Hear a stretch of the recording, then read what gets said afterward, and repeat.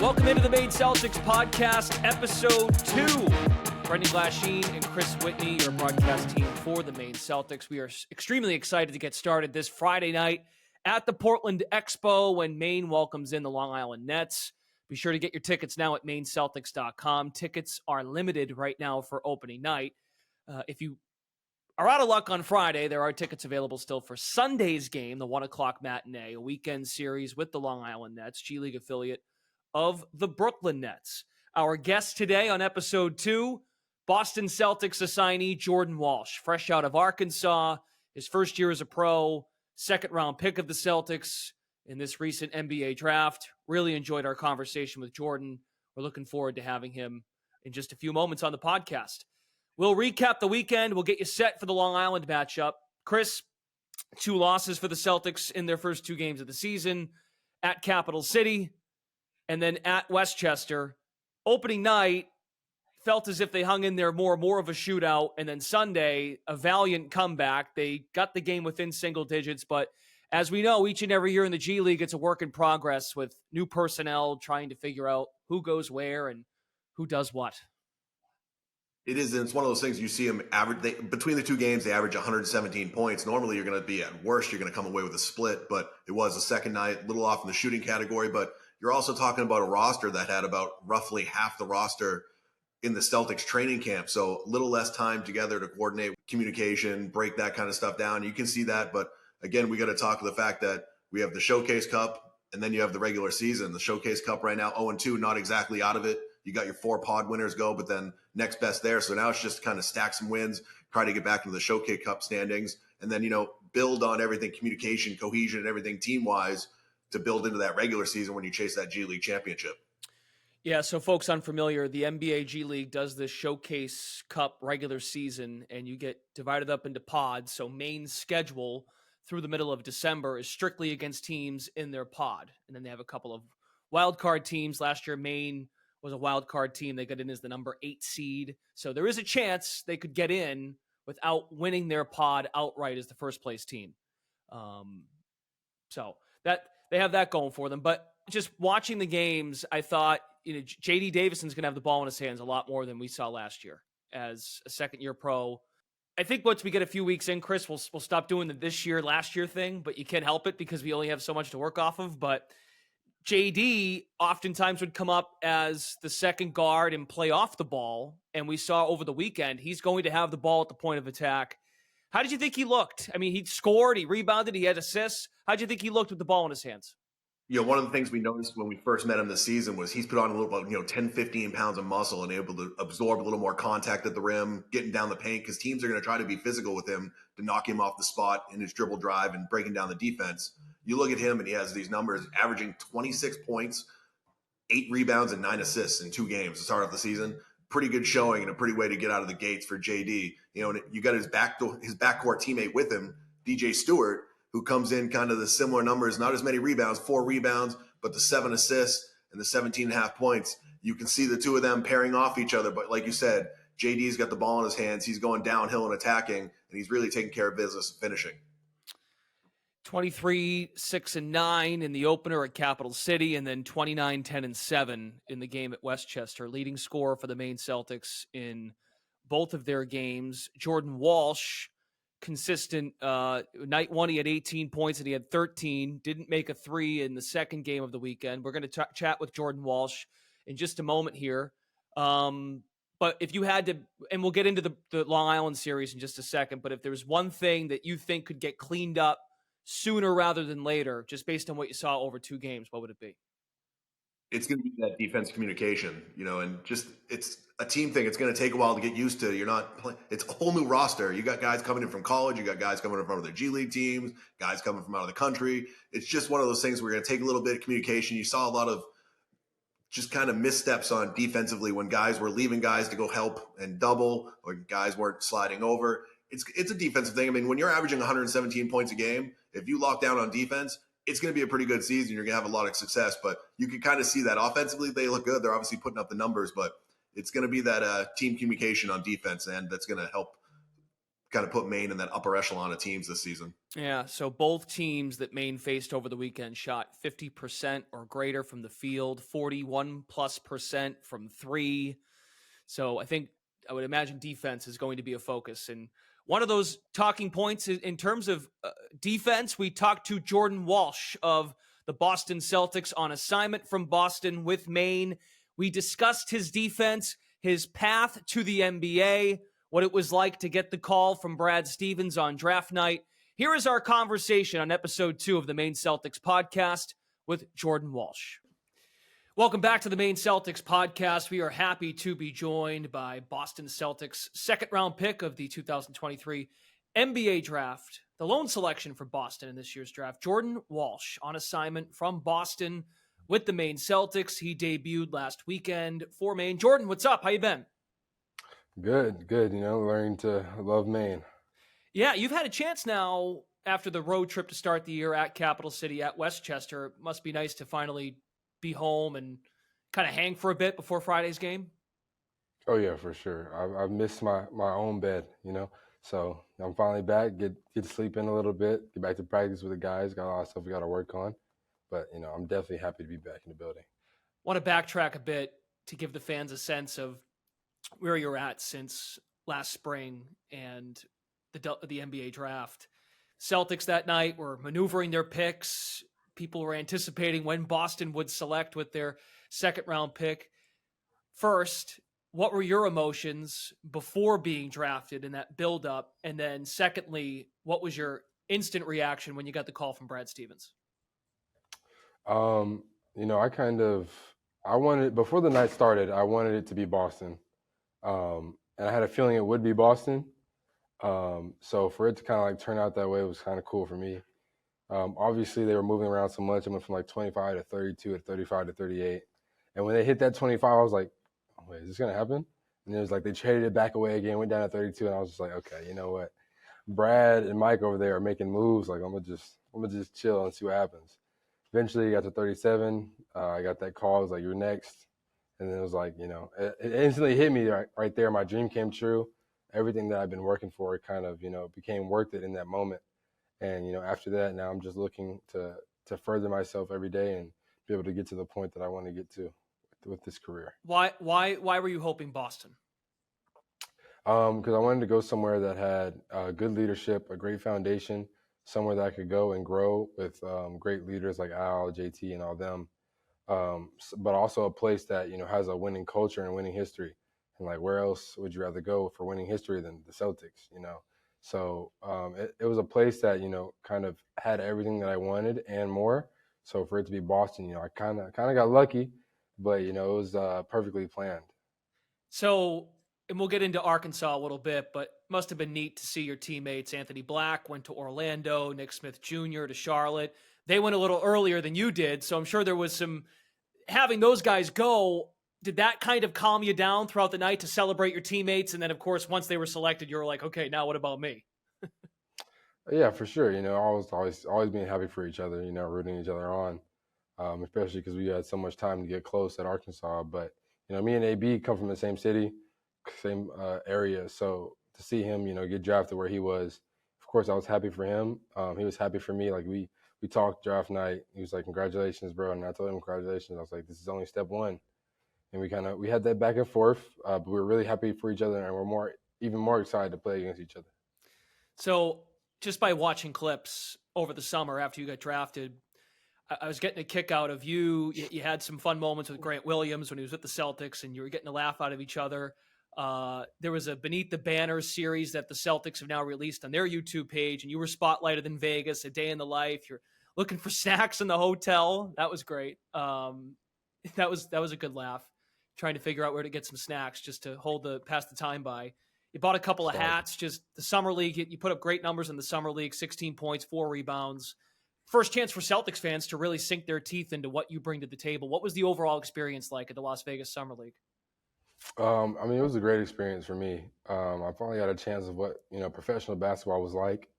Obviously it wasn't, all of the guys that were there, but it was still a taste of what an NBA game, like the pace, the speed, and the competitiveness of a real game.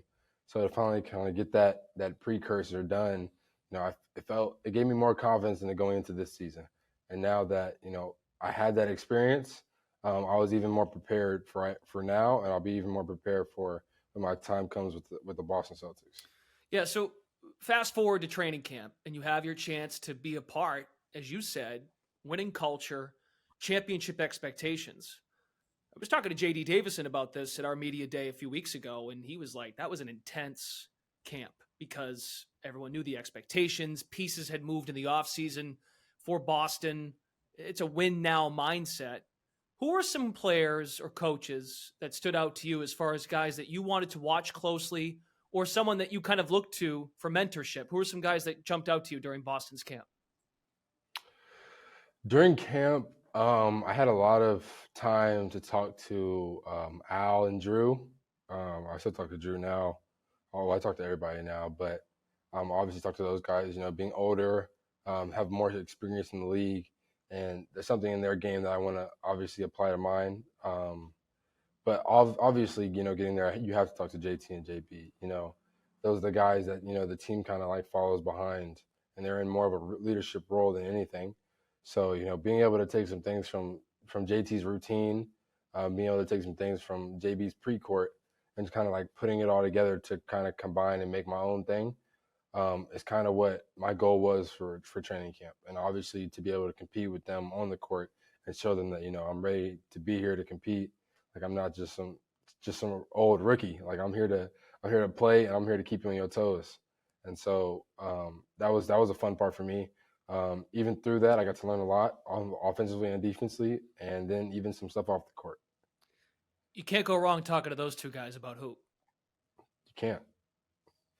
So of course your goal, and this is where I want to get into maybe your past at Arkansas and just some fun stuff during that March Madness run. But you brought up when you got assigned to the G League, of course your goal is to be an NBA player and to be in an NBA rotation. The Celtics right now have Luke Cornett, Sam Hauser, well-established Maine Celtics who went on to now be really great NBA players and key cogs in a championship run. How did you first receive the news that you would go down to the G League on assignment? And then how did you compartmentalize with yourself? Like, okay, this might be good for me. So I was kind of already aware of, that I was going to have time in the G. Before it didn't matter what team I was going to on draft night. Like, I knew that was going to be a possibility no matter where I went, even if it was Boston or if it was Charlotte or Chicago, wherever it was. Like, I knew I was going to have time in the G. So I kind of had that mental preparation already where I was like, okay, I'm going to get time there. Let's make the best of it.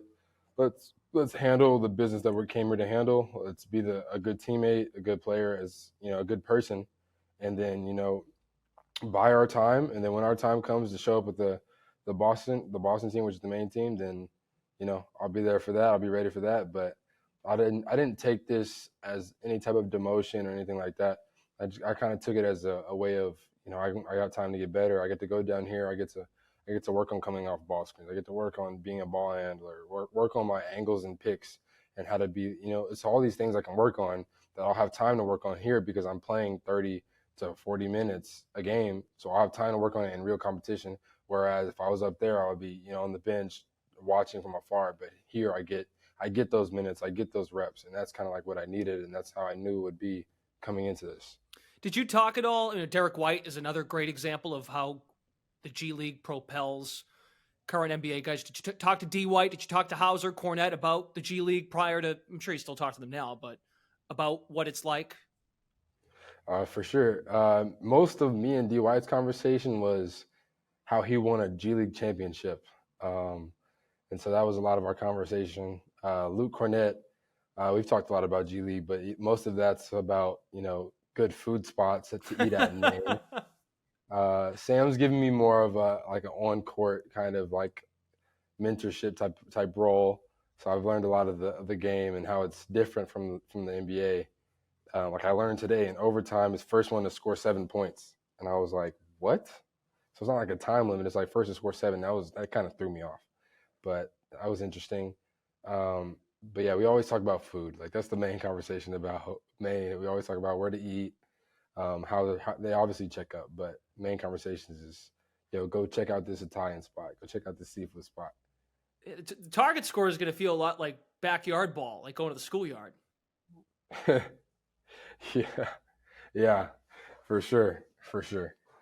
So we'll see how you embrace those moments if we get there. And you brought up Sam Hauser, and Joe Mazzulla had a quote last night because Boston, we're recording this on a Tuesday, Boston played the Knicks, and Sam had a great game, made 4 threes, and Mazzulla mentioned how he's underrated as a defender. And you could argue that you're further along as a defender coming into the league than Sam was. And your defense, man, watching you in the tournament, the way you played, you'll see Jalen Wilson again this weekend when you play the former Kansas guard. He plays for the Brooklyn Nets organization, Long Island Nets, coming to the Portland Expo Friday night, the home opener. But the way you guarded him and just the way your team guarded and your connectivity at Arkansas defensively, that was a blast. How have you always known in your basketball career that defense is what allows you to stand out? It kind of became something I learned going into high school.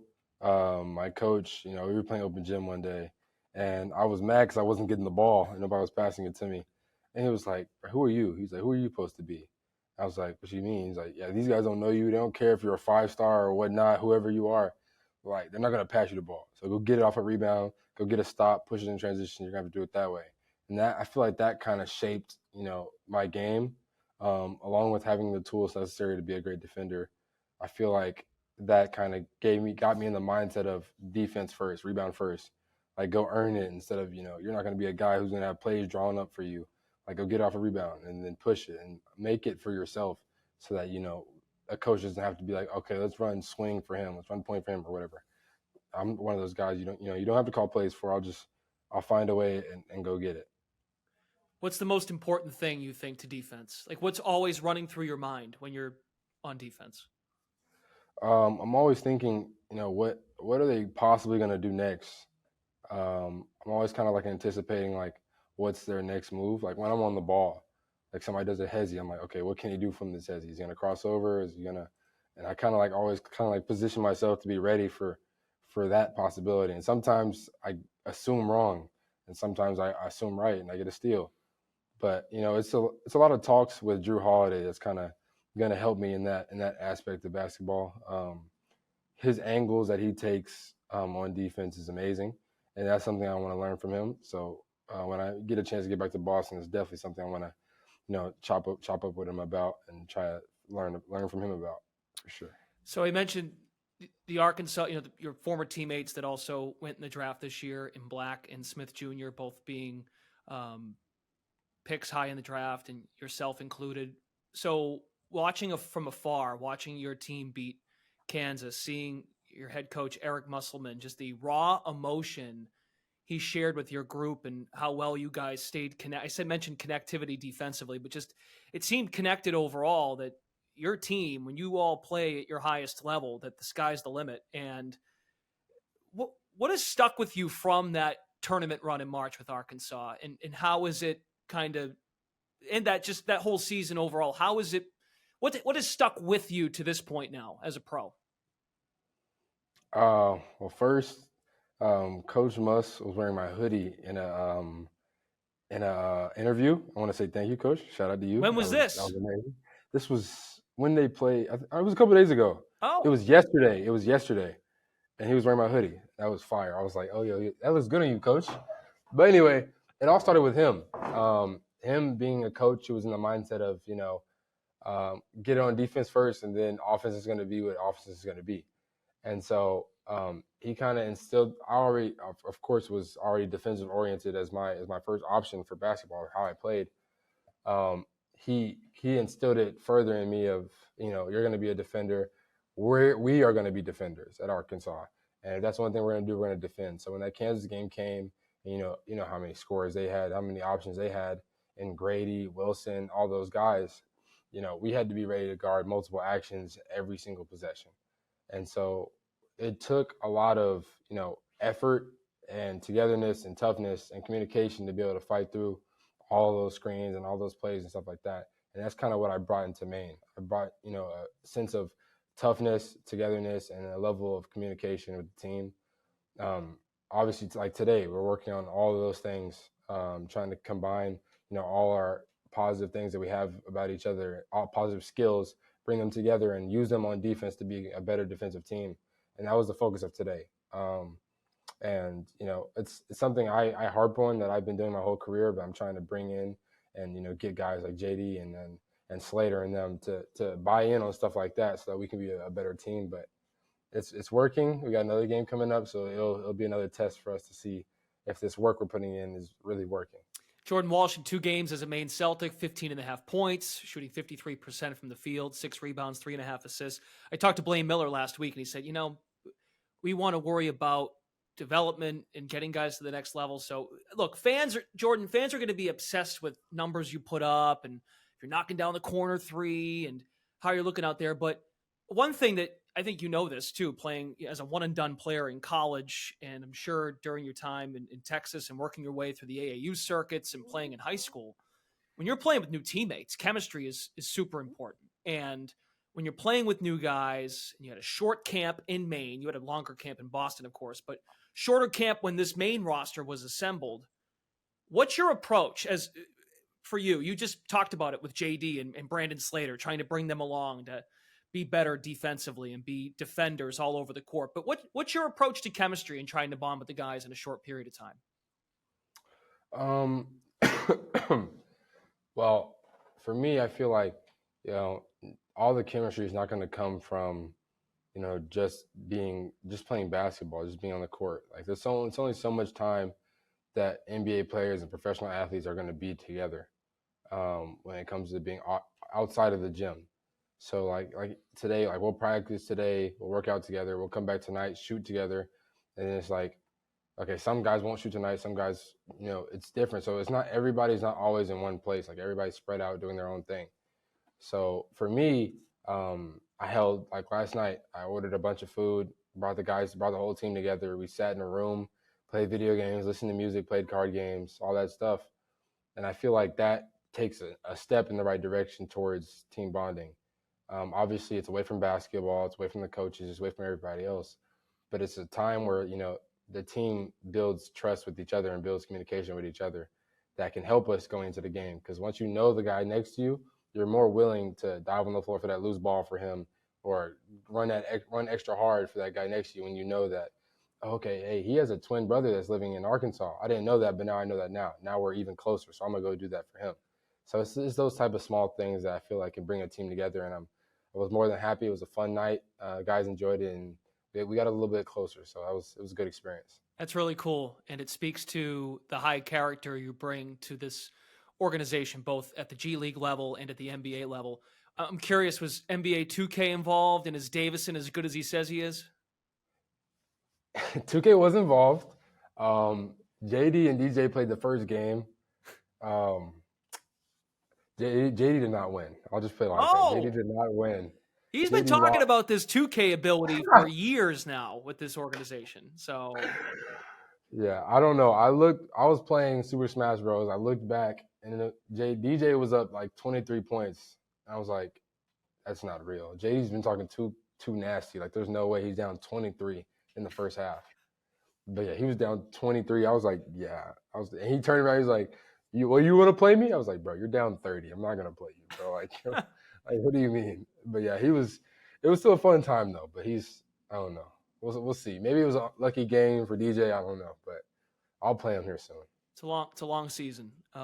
Maine Celtics home opener Friday night. They're trying to get their first win of the season. So, Jordan, we'll leave you on this. Really enjoyed the conversation. I mean, we're looking forward to watching you in a Maine uniform and, of course, down the road in Boston. But what are some things in your game specifically? We talked a lot about defense. Offensively, you're still coming along, trying to learn the pro game, how your game adjusts. What are some things that you're focusing on here in these next few months?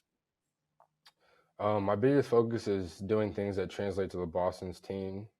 I think the biggest part is being able to make open threes for guys like JT and JB, because whenever they're on an ISO and I'm on that wing, if I can be able to hit that open three, then my man won't help as much.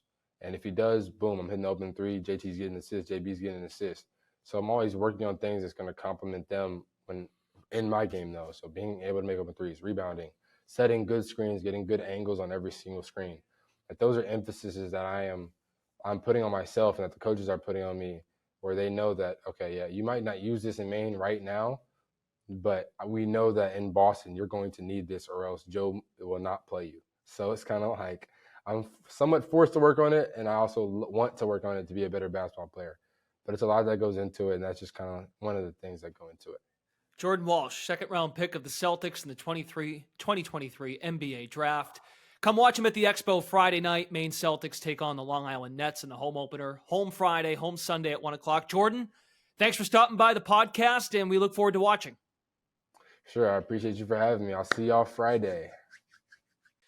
Thanks to Jordan Walsh for joining us. Chris, I got a kick out of the conversation about his time at Arkansas and that run they went on this past March. And if you go back and watch some of the clips of Arkansas, Kansas, when the Razorbacks upset the Jayhawks, Jordan Walsh was all over Jalen Wilson.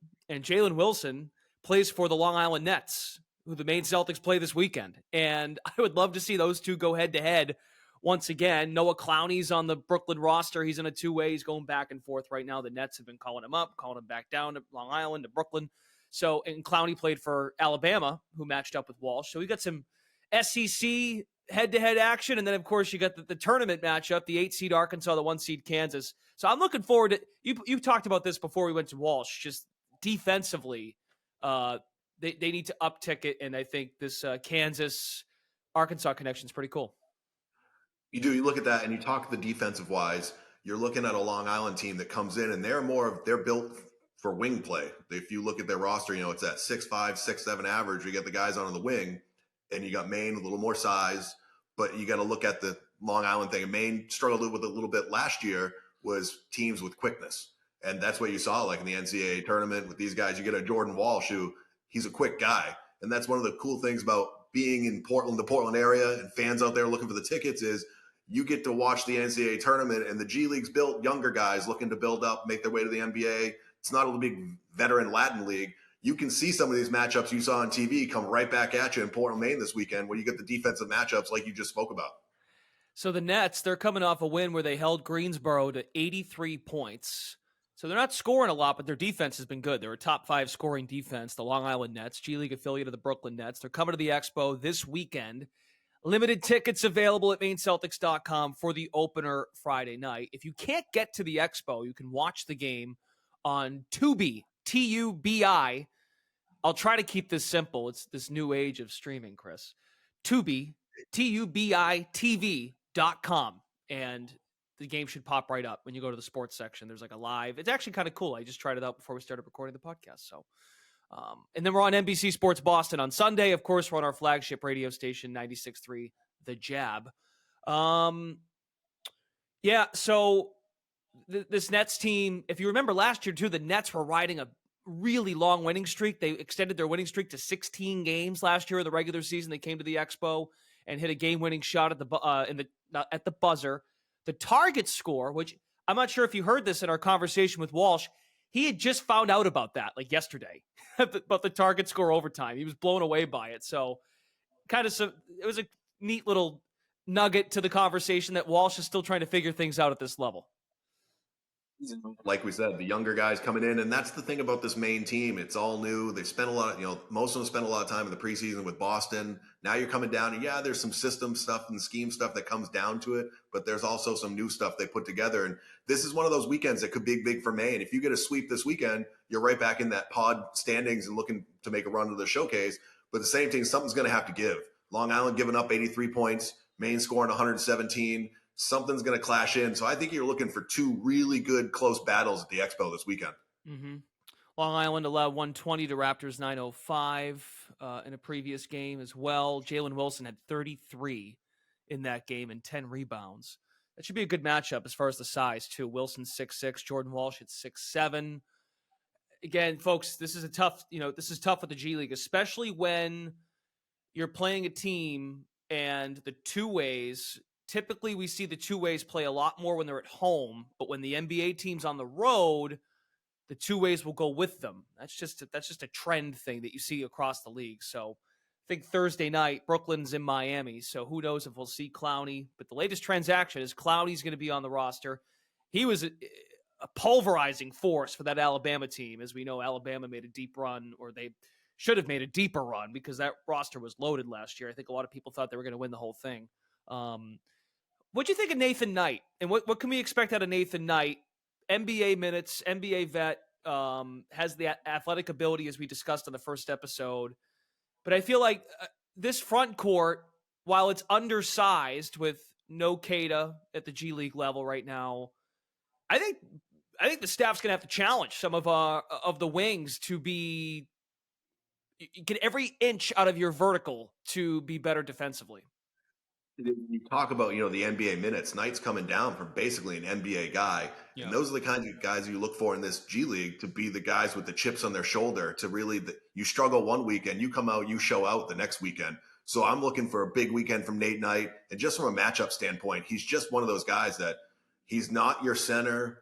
He's not a wing. He's just both combined. So that can be really big in a matchup like this weekend, like we talked about with the Long Island team coming in, averaging that 6'7", 6'5" kind of guy. They do have a couple bigs going in at 6'10", 6'11", but they're not a 6'10", 6'11" that's going to want to go run the floor with a guy like Nate Knight that can put the ball on the floor, get to the rim, or can kind of shoot that 10, 15 footer if he wants to. But you look at that, and then it's which team's going to take away which team does best, and are they going to be able to take away JD?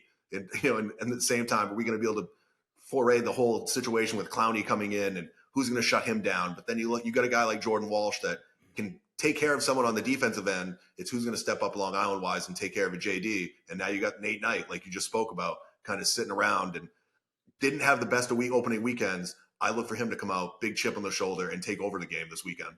Yeah, he had 6 in the opener, 6 points, 7 rebounds, and then he had just 5 rebounds in the Westchester game. So, yeah, I think Nathan Knight, and we talked to Walsh about this, just trying to, really cool story about how he got the whole team together a couple nights ago, and they're playing cards, they're playing 2K, just trying to get to know each other. That's got to be tough, especially when you go through the beginning of camp. And look, this is part of the deal. Jordan Walsh comes down, he's on assignment, he's going to get minutes, he's probably going to play a lot of minutes. That does throw a wrinkle into whatever has been established in previous days or weeks with the current group that was already there. So, and that's just an on the court thing. So we'll see if they can use these 2 games over the weekend to get right. Armani Brooks is another name that might sound familiar to Maine fans. He was with College Park last year. Wilson, fresh out of Kansas, he's a joy to watch. Clowney's another one, 2-way guy. Yeah, they've got some. Chandler's another guy. That name sounds familiar. He's been around in the league. So, Kiefer Sykes is another one. So, yeah, and I think. How about an old favorite in Maine, a guy I really loved to watch last year, great attitude guy, good team guy, Scotty Lindsey on the roster of Long Island, to see if he gets some minutes and suits up this weekend as well. Scotty Lindsey was the ultimate guy because there were moments last year, as we know, where he would come in and start. Remember, Lindsey had games where he'd score like 19 in the second half, like out of nowhere, when they just needed somebody because guys were coming up and down, team was banged up, the bench was a little thin. Scotty had his name called at times. He would start, come off the bench, and you're right, he kept a pretty good attitude. So hasn't seen any action in the early going. I think he's dealing with an injury, so it'll be good to see Scotty if he does make the trip to the Expo this weekend. He was number 1 last year for the Celtics, I believe. So very good. Okay. Again, you can join us at the Expo. Come to the building, check out this great brand of basketball, the up and down action. If we know this, hey, the defense wasn't great weekend 1. We know this about the Maine Celtics. They can get up and down and turn a game into a track meet. And that's fun at the very least for the fans after the way they scored over the weekend. 7:00 tip on Friday night. They play the Long Island Nets Friday. If you can't make it to the Expo, we are approaching a sellout, so be sure to get your tickets as soon as you can at MaineCeltics.com. You can watch the game on Tubi, TubiTV.com. Also listen on the Jab in Portland, locally. You can listen on the app as well. Sunday, these teams meet again. Sunday afternoon, 1:00, Maine, Long Island. We are live on the radio, 96.3 The Jab, and also live on NBC Sports Boston starting at 1:00 on Sunday. Thanks to Jordan Walsh once again for joining. the Maine Celtics podcast. For Chris Whitney, Brendan Glasheen, thanks for watching, everybody. We will join you on the broadcast Friday night. Look forward to it.